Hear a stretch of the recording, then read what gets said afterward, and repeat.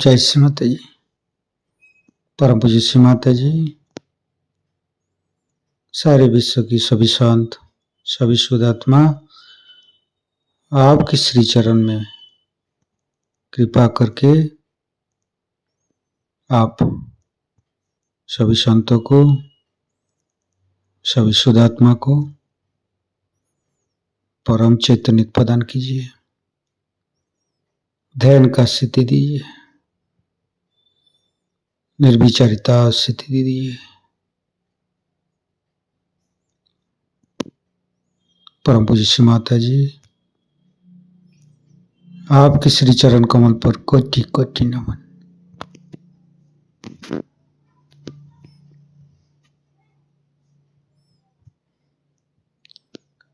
कुंडली उठा के बंधन लेंगे।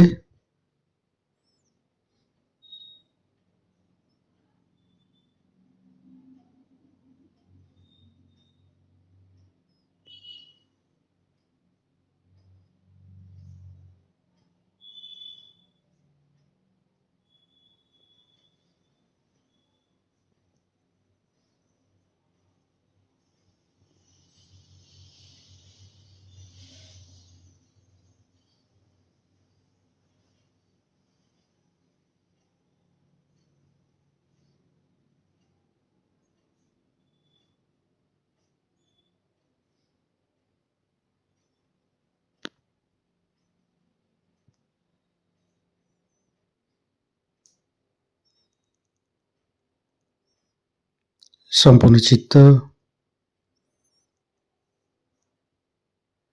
परम पूज्य श्री माता जी की तरफ देखेंगे। दोनों हाथ हृदय पर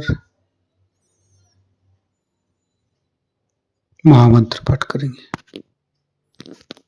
ओम तमेव साक्षात् श्री महालक्ष्मी महासरस्वती महाकाली त्रिगुणात्मिका कुंडली साक्षात् श्री आदिशक्ति माता जी श्री निर्मला देवी नमो नमः। ओम तमेव साक्षात् श्री कल्की साक्षात् श्री आदिशक्ति माता जी श्री निर्मला देवी नमो नमः। ओम तमेव साक्षात् श्री कल्की साक्षात् श्री सहस्रार स्वामिनी मोक्ष प्रदायिनी माता जी श्री निर्मला देवी नमो नमः। गणेश मंत्र।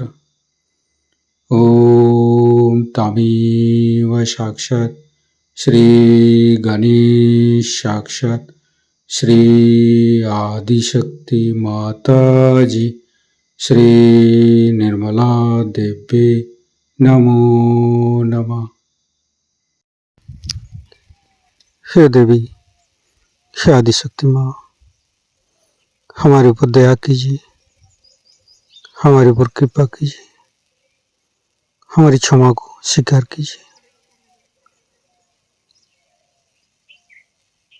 परम पूज्य श्री माता जी, हम कभी अतीत में चला जाते, कभी भविष्य में चला जाते, कृपा करके मुझे वर्तमान में स्थापित कीजिए।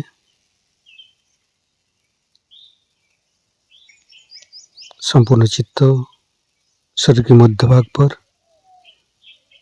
एक एक चक्र के ऊपर चित्त रखते हुए सहस्त्रार पर आएंगे। मूलाधार, स्वादिष्ठान,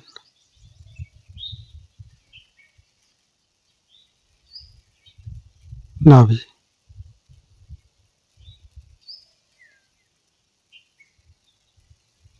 हृदय,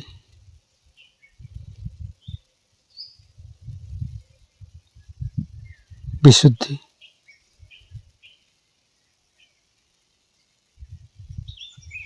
फ्रंट आज्ञा,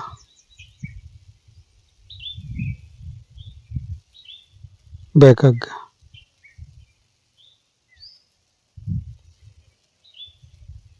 सहस्त्रार। संपूर्ण चित्त सहस्त्रार पर रखेंगे। संपूर्ण ध्यान का स्थिति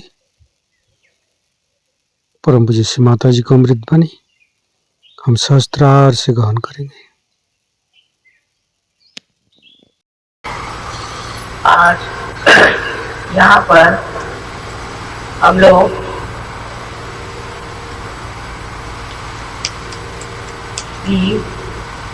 शिव जी की पूजा करने के लिए एकत्रित हुए हैं।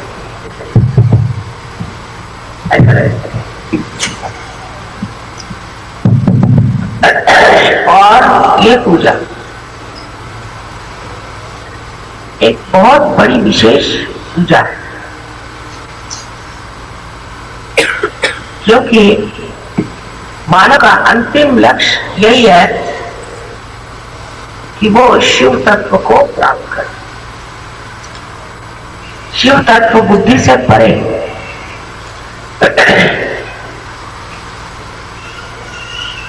उसको बुद्धि से नहीं जाना जा सकता। जब तक आप आत्म साक्षात्कारी नहीं होते, जब तक आपने अपने आत्मा को पहचाना नहीं, अपने को जाना नहीं, आप शिव तत्व को जान नहीं सकते। शिव जी के नाम पर बहुत ज्यादा आडंबर, अंधता और अंधश्रद्धा फैली हुई। किंतु जो मनुष्य आत्म साक्षात्कारी नहीं, वो शिव जी को समझ ही नहीं सकता, क्योंकि उनकी प्रकृति इस प्रकार की है कि वो समझने के लिए सबसे पहले मनुष्य को उस स्थिति में पहुंचना चाहिए जहां पर सारे ही उदात्त, सारे ही महान तत्व अपने आप विराजित है।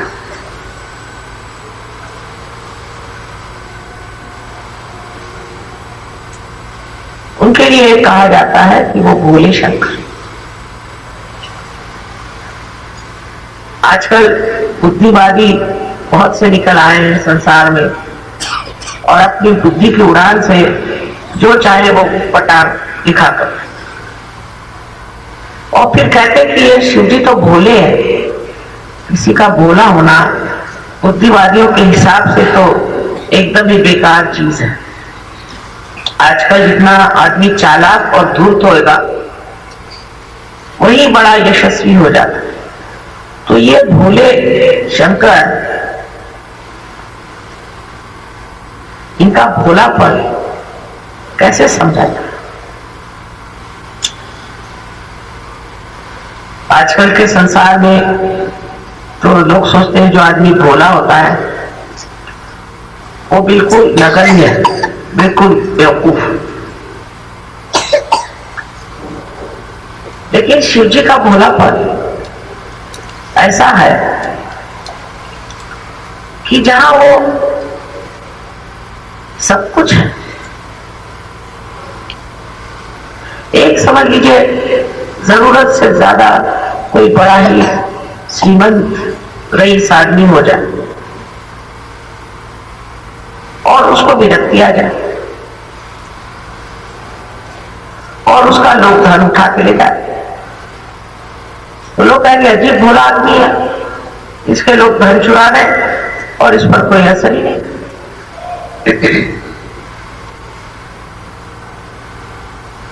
लेकिन जब वो विरक्ति आ गई तो उस धन का उसको जब महात्म्य ही नहीं रहा तो अपने भोलेपन में बैठा है, उसी को भोलेपन का मर उठा रहा है।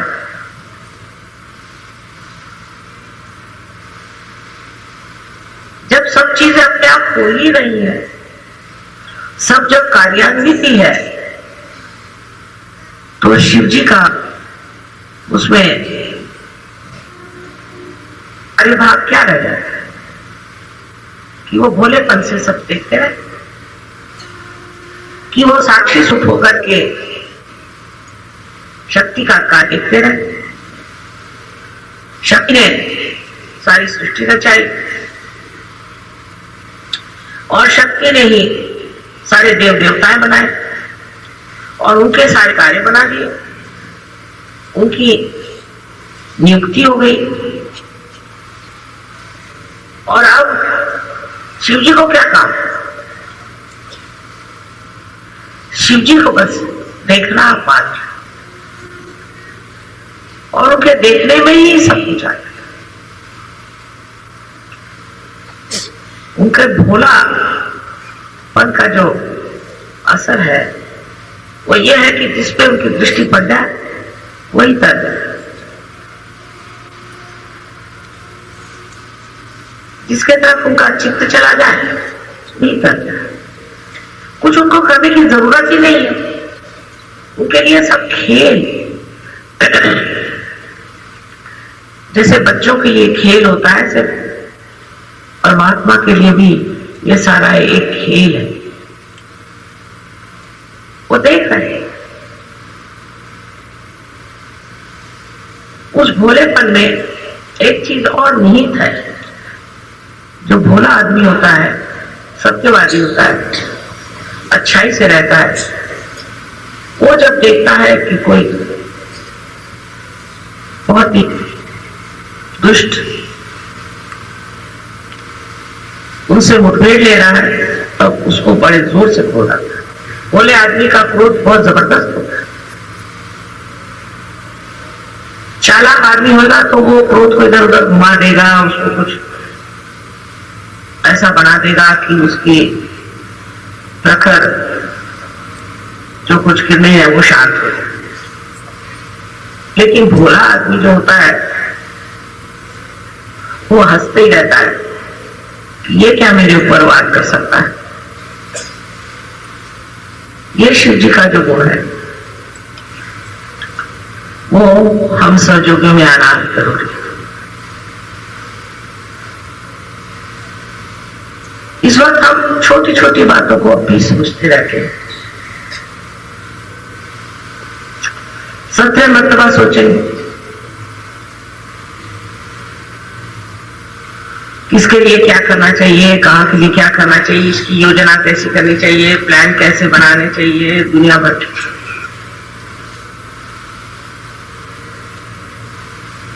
जैसे शिव जी ने शक्ति पर सब छोड़ दिया है, आप लोग भी सब कुछ शक्ति पर छोड़ सकते हैं, लेकिन वो भी फिर एक स्थिति आनी चाहिए, वो भोलापन आपके अंदर आना चाहिए। इस भोलेपन का मतलब यह है कि किसी तरह की नेगेटिविटी आपके अंदर आ ही नहीं सकती। इसीलिए आप बोले हैं कोई चीज आपको छू ही नहीं सकती, तो आप बोले बेकार में परेशान क्यों? सांप लौट रहा है तो सांप को लौटते, जहर पी रहा है तो जहर पी ले। होना क्या है? जो बिल्कुल विशुद्ध है, इसमें कोई भी चीज का असर ही नहीं आ सकता, जो समर्थ है, इसकी शक्तियां स्वयं ही रक्षा करें, उसका प्रभाव क्या करें क्या करें।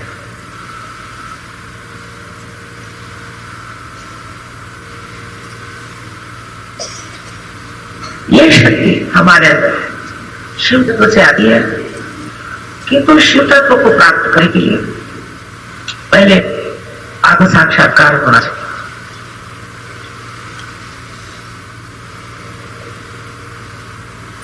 कुंडलिनी जो है वो शक्ति है, और चक्र जो है ये सीढ़ियां, इन सब सीढ़ियों से चढ़ के आखिर प्राप्त एक ही करना है, वो है शिव तत्व।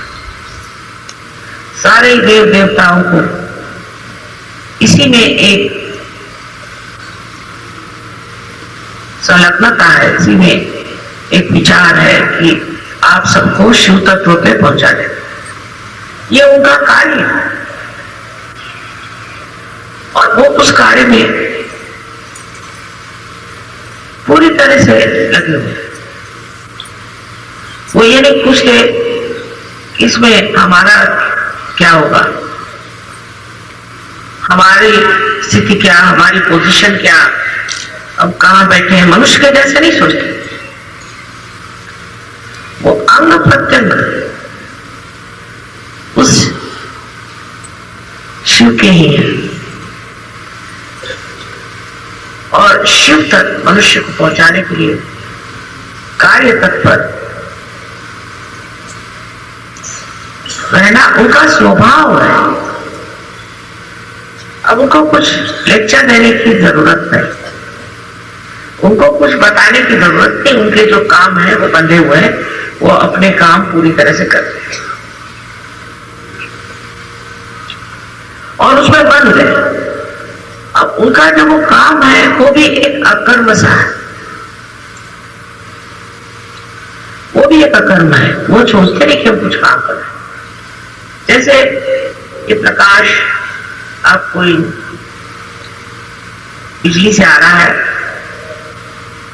और उसमें जड़ होने के कारण कोई शक्ति नहीं कि वो सोचे, और क्योंकि ये सब देवता लोग ये विचारिता में बैठे हुए, ये भी कुछ सोचते नहीं और जानते भी नहीं कि उनमें क्या शक्ति है। जैसे कि खाने की चीनी है, शुगर है, साकर, वो सब मिठास देती, और वो नहीं जानती कि उसके अंदर मिठास है। इसी प्रकार सहयोगी जब कार्यरत होते हैं तो वो ये नहीं जानते कि हमारे अंदर ये शक्ति है इसलिए हम कार्यरत हैं, बस हमारे कार्य। जिस वक्त आप लोगों के दिमाग में बात आए कि हमने ये कार्य किया, हमने वो कार्य किया, हम लीडर हो गए, हम ये हो गए, तब सोचना चाहिए कि आप सहयोगी नहीं। सहयोग में मनुष्य अकर्म में आ जाता है, वो करते रहता है, दिखने को लगता है कि ये कर्म कर रहा है, पर उसको ज्ञान नहीं होता कि वो कुछ कर्म कर रहा है। उसका प्यार, उसको मालूम नहीं होता कि वो प्यार कर रहा है, पर लोग जानते हैं वो बहुत प्यार कर रहा है।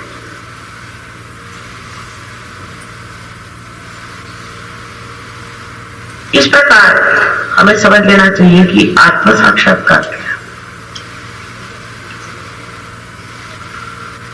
एक है आप स्वयं जो है सो, और आप अपने को शीशे में देख रहे हैं, वो आपका प्रतिबिंब है। आप है और आप शीशे में देख रहे हैं, वो एक प्रतिबिंब है, और उस प्रतिबिंब को देखने की जो क्रिया है, देखना मात्र जो है, एक इसी चीज है। इस पर आप तीन दायरे में घूम रहे हैं, एक तो आप देखने वाले, एक जो आपको दिखाई दे रहा है, और जो देखने के लिए। ये तीनों ही चीज खत्म हो सकती। कैसे? इधर आप ही शीशा बने, आप ही अपना आईना बन गए।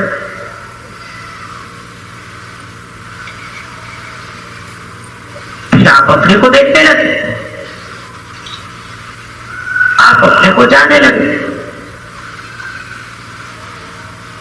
यही तुकाराम ने कहा कि जब आपने अपने को जान लिया, फिर और जानने की जरूरत क्या?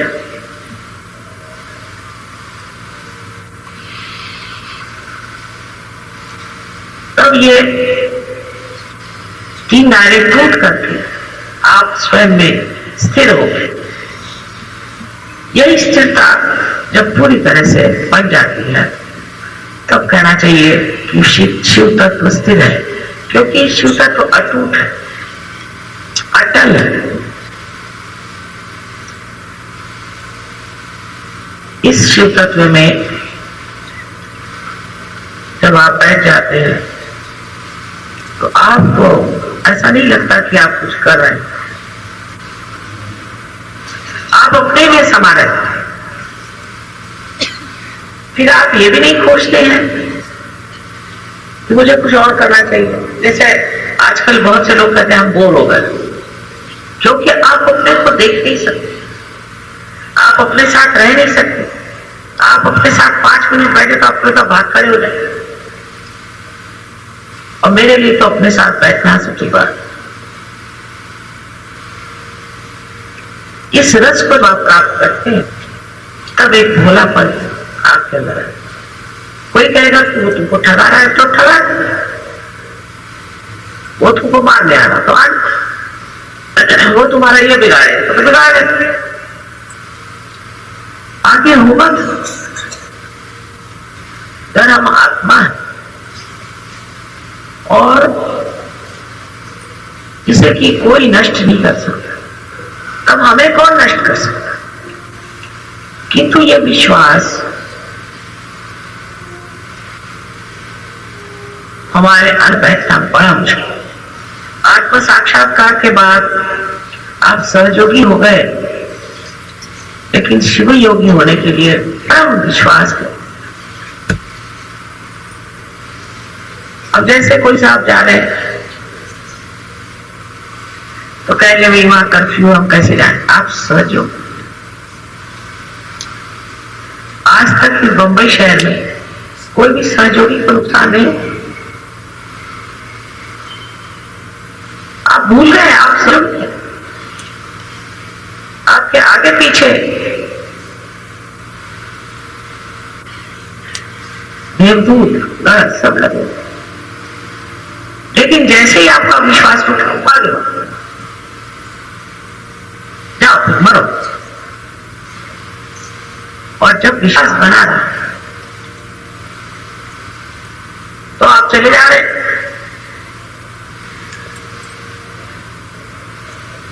किसी को आप दिखाई भी नहीं देंगे, और जिनको दिखाई देंगे कोई पार हो जाए। ऐसे नाना भी प्रश्न हमारे अंदर आते हैं, क्योंकि हम मानव है अभी, और तरह तरह की असुरक्षितता, इनसिक्योरिटीज हमारे अंदर बनती, और उनकी वजह से हमारे विश्वास जो है टूटते जाते। दूसरी बात कि हमसे कोई गलतियां नहीं होती, ऐसी भी बात नहीं। कुछ गलतियां हो जाती, उस गलतियां होने के फलस्वरूप एक तरह का हमारे अंदर भय आता। लेकिन शिव जी की विशेषता यह है कि वो क्षमाशील है, क्षमा के सागर। आपके गलतियां तो भी कुछ नहीं, एक बार आप उसके दरवाजे में बैठे हैं तो क्षमा कर देते हैं आप पूरी तरह से। तब आपको भय क्यों हो? दूसरा वरदान उनका है निर्भयता। बिल्कुल निर्भय होना चाहिए। उनकी कोई सेना नहीं है। आपने तो जाना ही है कि जिस वक्त अपनी बारात लेके वो पहुंचे थे तो पार्वती जी को तो शर्म आ रही कि कोई एकाक्ष लेके पहुंचे, कोई लंगड़े, कोई पागल दिखने वाले हिप्पी जैसे लोग कुछ वहां साथ में अजीब सजीब लोगों को लेकर पहुंचे बारात। मतलब ये कि शारीरिक कुछ भी व्यंग हो और जनसाधारण के लिए ऐसे लोग कुछ विक्षिप्त से लगे और विचित्र से लगे, अवघड़ लगे, लेकिन उनके अंदर शब्द। इसीलिए शिव के कोई भी प्रावधान की जरूरत नहीं, उनके मंदिरों में कुछ सोने चांदी के चढ़ावे की जरूरत नहीं, मुक्त बैठे। किसी भी चीज में ऐसी शक्ति नहीं कि उनकी शोभा बढ़ा, ऐसी कोई संसारिक दृष्टि से मूल्यवान कोई सी भी ऐसी वस्तु शिव जी के लायक नहीं। इस तत्व को हमारे अंदर आना बहुत जरूरी है। आज समाज में, संसार में अगर देखें तो पैसे का मूल्य जरूरत से ज्यादा है। हर आदमी पैसे का ही मूल्य देखता है, किस चीज में पैसा मिलेगा, क्या करने से पैसा मिलेगा।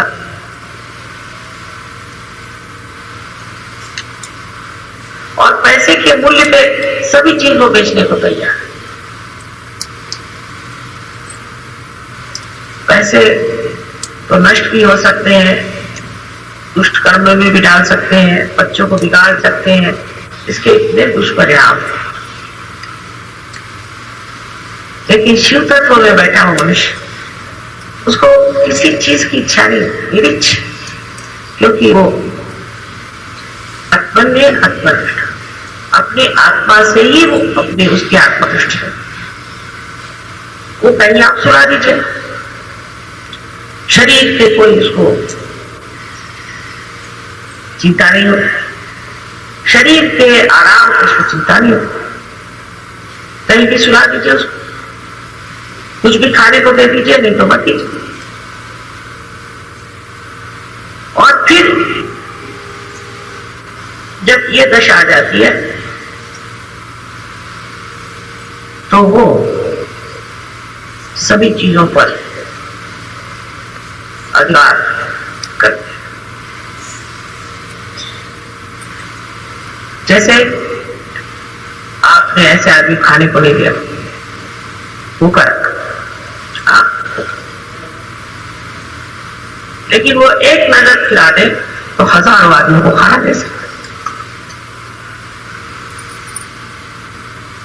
उनको शरीर को कोई आराम नहीं है, सोने के लिए उनके लिए पहाड़ों को सुला दिया, लेकिन उनकी नजर दाता जिस पर पड़ जाए वो नजरदान से पड़। अब ये कौन सी शक्ति है जिससे वो सबका कल्याण करते हैं? वो है परम चैतन्य, और उसका जो स्पंदन है, जिसे कि शंकराचार्य ने स्पंद कहा। इस स्पंद की शक्ति उनके शरीर से बहती रहती है, और जिस आदमी को वो छू जाती है उसी का कान हो जाता है। जिस भूमि पे वो पड़ जाती है वो भूमि बहुत ज्यादा फल फूल देने वाली बन सकती है। स्त्री पे पड़ जाएगी वो बड़ी सुबुद्धि वाली और बहुत यशदायी स्त्री हो सकती है। जिस पर भी पड़ जाए उसका भला ही हो सकता है। स्पंद ऐसी चीज है कि जिससे अच्छा ही आ सकता है, बुराई नहीं। कोई आदमी आपको मारने पाए उसका परिवर्तन हो सकता है, कोई आपको सताने आए उसको सुबुद्धि आ सकती है। एक तरह की जो परिवर्तन की शक्ति इस स्पंद में है, ये बड़ी हमारे लिए समझने की बात है। इसलिए हर आदमी को आपको क्षमा कर देना चाहिए। आप क्यों उसका बदला लेना है? कोई जरूरत नहीं। आप सही हैं, ये स्पंद पे छोड़ दीजिए, इस वाइब्रेशंस पे छोड़ दीजिए। ये सब समझते हैं, सोचते हैं, सब कुछ पूरी तरह से ऑर्गेनाइज कर। इस शक्ति को आपने प्राप्त किया है, ये आप में से अव्याहत बह रही, इस शक्ति को आपने आजमाया, देखा कि इससे कितना फायदा होता है।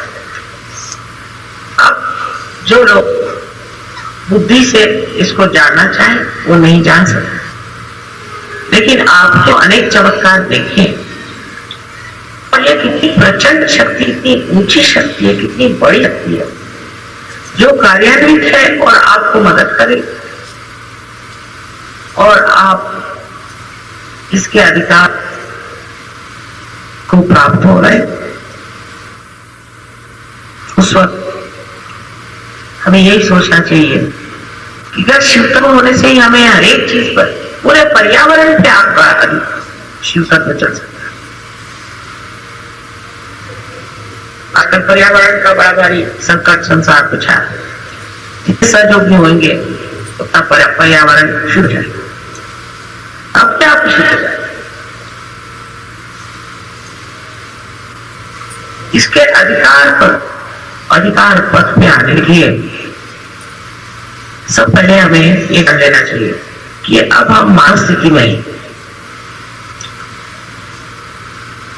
हम अब दैवी स्थिति में आ गए। तो मानव स्थिति की जो हमारे अंदर गलतियां हैं, जो खींच है, उससे हमें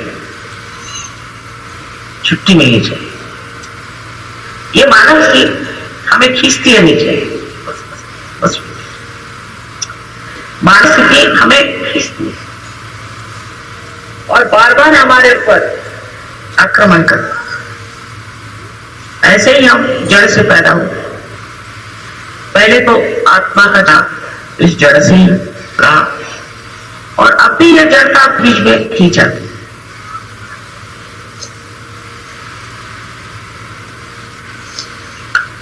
अनेक तरह से। इसीलिए पहले जमाने में उन्होंने बनाया था कि उपवास करो, फिर जमीन पे सो, संन्यास लो और तलवार छोड़ के भाग कर जाओ, हिमालय में रहो और मर जाओ क्योंकि किसी को कुछ खा नहीं खा रहे। पर सोचते थे लोग कि इस तरह के अनेक जन्मों में तपस्या करने से अंत में आत्म साक्षात्कार होगा। लेकिन आज का सहयोग ऐसा है जहां आप पहले अपने आत्म साक्षात्कार प्राप्त करें। पढ़ाई में आदि कलश मरुपाया कि मंदिर का कलश बनाओ और फिर उसके फाउंडेशन को बनाए, क्योंकि अगर बहुत लोगों को कराना है और जिसकी जरूरत है, यही तरीका हमने ठीक समझा। और हिमालय में जाए बगैर, अपने खाली घर में रहे पर छोड़े बगैर, कुछ ऐसी आंख उठाए बगैर ही आप लोगों ने आप साक्षात्कार को प्राप्त किया। ये तो बात है। और आपसे स्पंद बहने लगे, आपने स्पंद की शक्ति दिया, यह तक तो कुंडली काम कर। अब आगे आपको काम करना, और वो काम क्या है? पहले तो अपनी ओर देखना। जब आप शीशा हो गए तो अपने शीशे को, तो आप शीशा है तो आप अपने को देखिए, पहले अपनी ओर नजर करनी चाहिए कि मैं अभी एक सर्वसाधारण मानव के जैसे रह, शराब छूट गई, सिगरेट छूट गई, अलियां मुंह से निकलना बंद हो गया और स्वभाव भी बहुत शांत हो गया, चेहरे पे भी मासूमियत आ गई, गोलापन आ गया, सब छोड़। लेकिन अभी क्या, मैं अपने को देख सकता हूं क्या? मैं अपने को अपने मजे में रख सकता हूं कि मैं बोर हो जाता हूं? पहले किसी से देख लीजिए, आप बोर हो जाते हैं।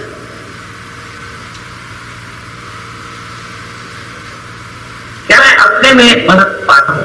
मैं अपने ही से आनंद प्राप्त कर सकता हूं? और क्यों नहीं कर सकता? पर आप बुद्धि से विचार कर सकते क्या है?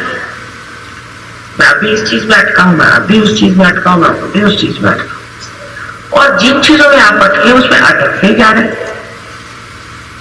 क्या आप भोले हो तो अटके ही ना, कोई चीज आपको अटका ही नहीं सकती।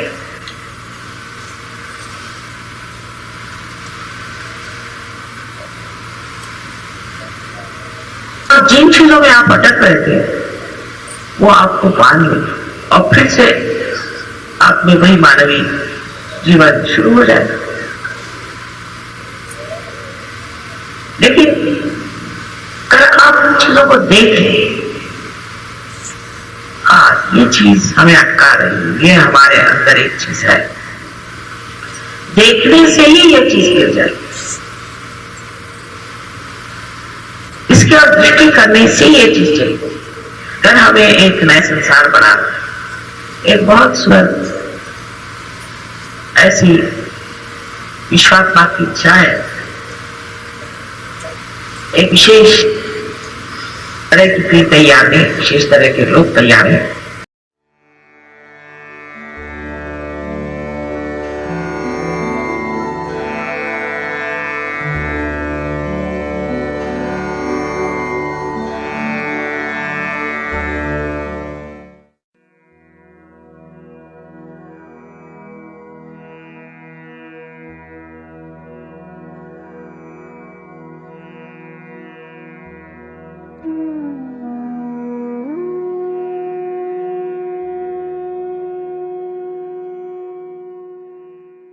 The next rag that we will present tonight is Rag Abhogi for the Nabi Chakra. We will sing the mantra of Sri Lakshmi Narayana.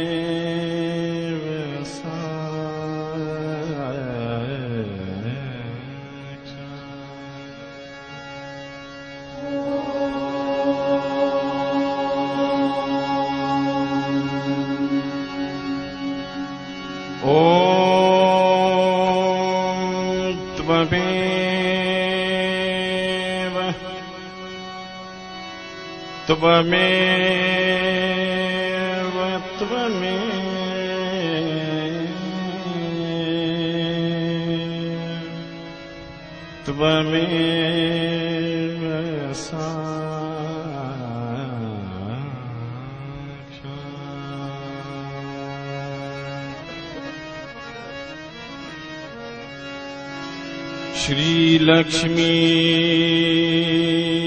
Shri Lakshmi, Shri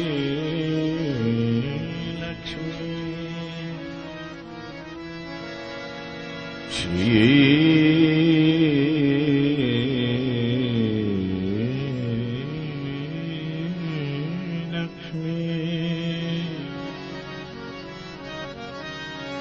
Shri Lakshmi, Shri Lakshmi, Shri Lakshmi Narayana,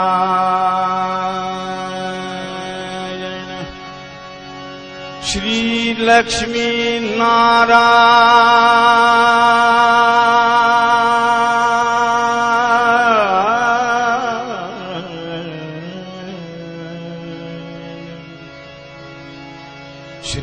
Lakshmi Narayana, Narayana, Narayana, Narayana,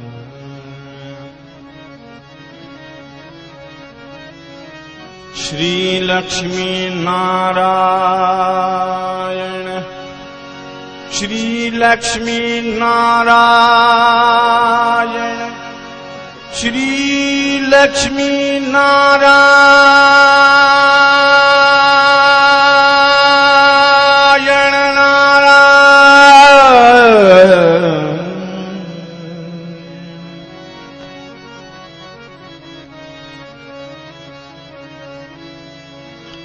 Shri Lakshmi Narayan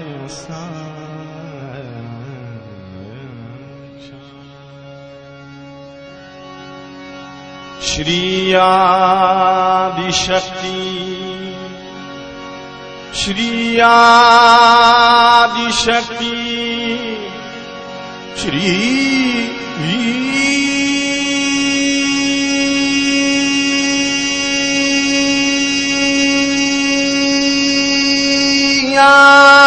Adishakti माता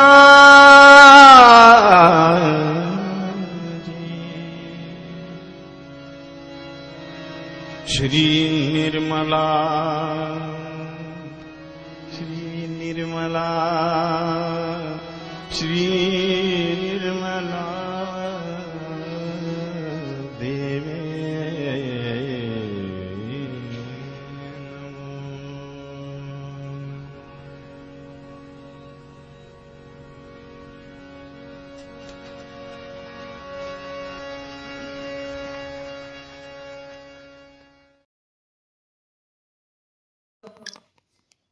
इसी ध्यान का स्थिति पर थोड़ी देर बैठेंगे। परम पूज्य श्री माता जी का परम चैतन्य का अनुभव करते रहेंगे। दोनों हाथों पर तालु भाग में परम चैतन्य का अनुभव करते रहेंगे।